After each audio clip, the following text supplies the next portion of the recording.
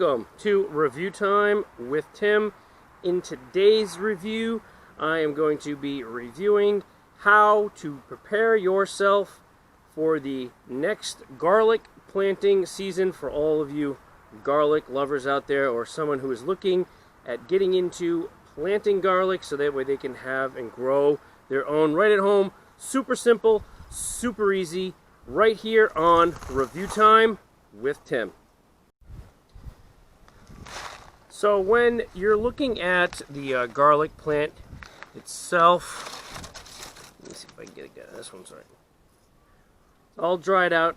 It's been drying for about a month and a half now. This one I kind of cleaned up so you could see a little bit better.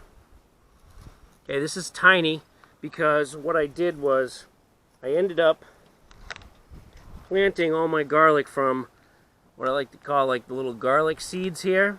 Okay, they get grown at the top. This is what happens. You get these when you don't clip the top of your garlic. So if you just let your garlic grow naturally and you don't eat the shoot, so to speak, when you start to see that nice green curl around, you get these. Okay, but these are garlic seeds, and then you can grow more garlic out of them.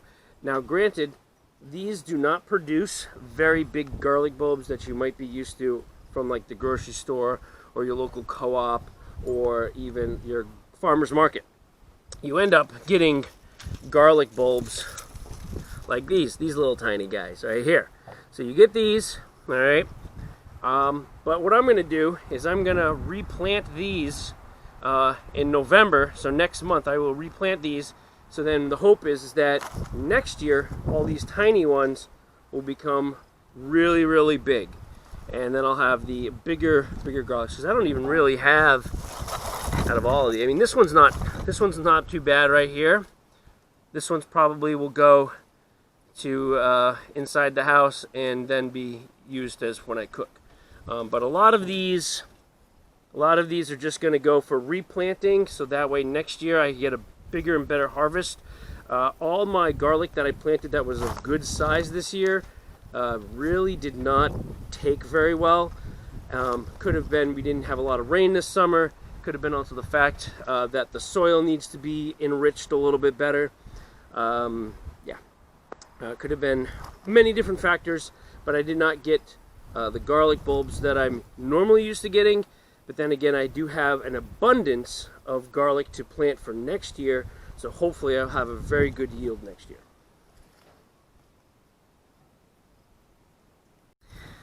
This one's good size.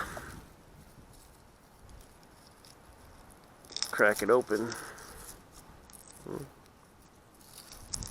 I'll keep this one right here to eat because that's a good size one. Yeah, I know. People are going to comment, need to cut my nails. Probably keep that to eat.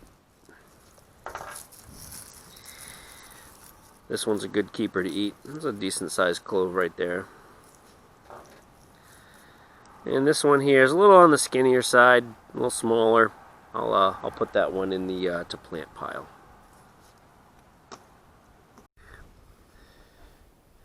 So if we look at this right here, this is like the garlic flower, and it has little tiny seeds on it. I usually don't plant those because it would just be 2 years in the making. This is dried up. It's got a bunch of little tiny seeds in it, and you can kind of harvest that if you really want to. I do have a bag, but these won't even probably show up. But like, look how small that is. Oh, I dropped it. All right, I actually have. Let me see. Yes. So I will show some right here. I have a whole bag full of these little tiny garlic seeds that I've harvested. These are bigger sized ones. I'm not sure if I can't even get that on video because it's so windy out today. But I'm dropping my seeds everywhere. But that don't matter. I literally have a whole bag full, more than I'll ever need. Alright, so let's get into breaking down a thing of garlic. Alright, so couldn't find my good clippers, so I gotta use my wire clippers, but they'll work all the same. So I want to cut here, boom, right there. Because most of these are going to be for replanting, this one might be actually for cooking. It's a little bit on the bigger side. But I'm gonna go ahead and I'm gonna break that off the bulb.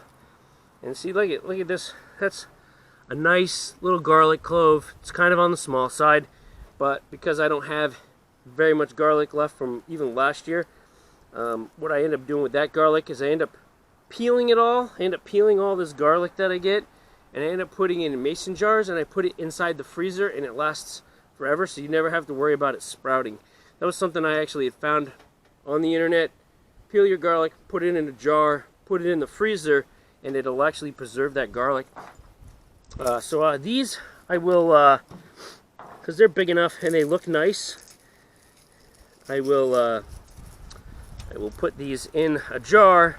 And even so, I might even just put them in the jar without peeling them, just because it makes it a little bit easier. So if I don't want to take the time and peel hundreds of garlic bulbs individually, I'll just throw the whole thing in, and then when I use it, I'll just peel it then. Some people, like I've been doing a lot of times, is put them in paper bags, seal it up, put it away, and it's usually good to go for many, many months with the garlic.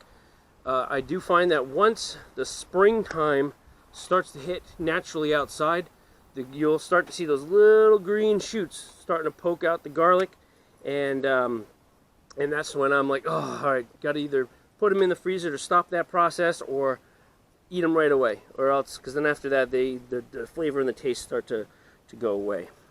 So again, all right, get to here. Just gonna snip this down here.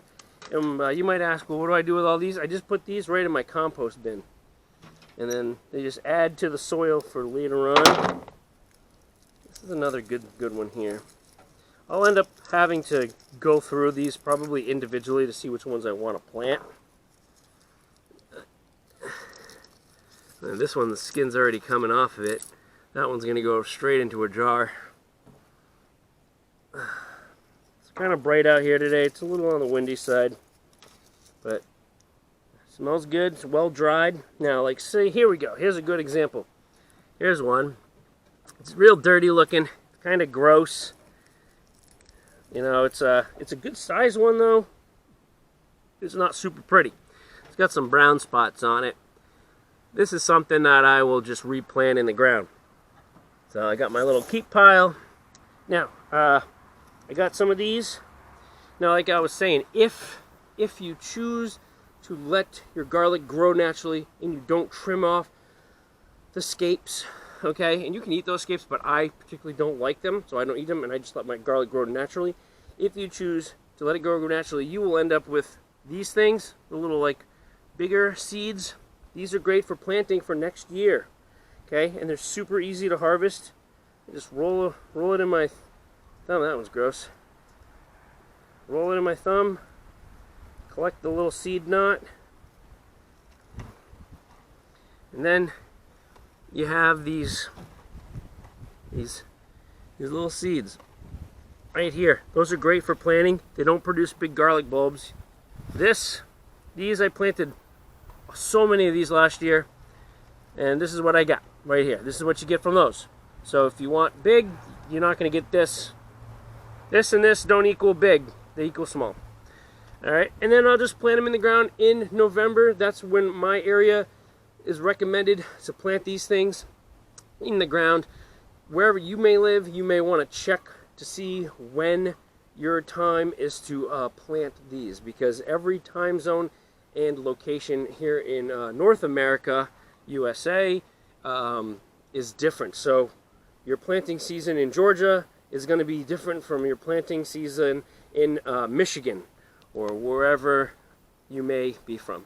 All right, so hopefully this was a little helpful tip on how to cut, open, and figure out how you want to plant your garlic for next year. All right, check you all later. I got a lot of work to do here. Too much garlic to process.